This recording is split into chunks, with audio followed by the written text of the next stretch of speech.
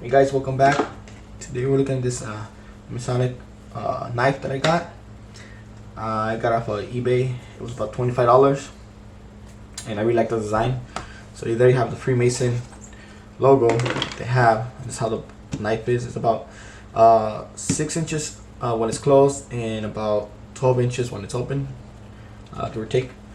So this is how the knife looks. It's pretty heavy. I just like the design, the way it was made. So that's why I actually bought it. In the back here, in front here, it says Freemason.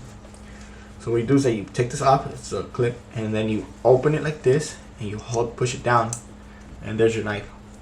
It's a pretty long knife, and then you lock it in place. It's a pretty long knife. I do like it. It's heavy, it's strong. So we're gonna do a little cut test right here.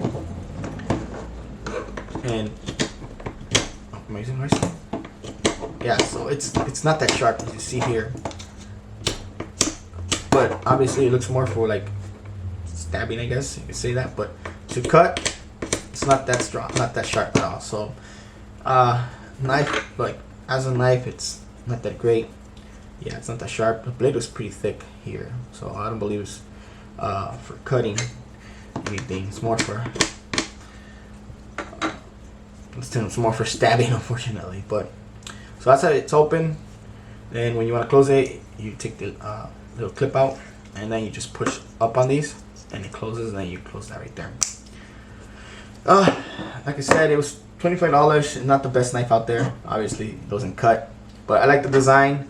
You know, I like when it's open like this. There you go. It's, you know, if you want to display it, you can display it like that. And close this guy right there. So it's good for a little display. So I like it in that perspective, that it's nice. It looks nice, but obviously you saw it doesn't cut that well. So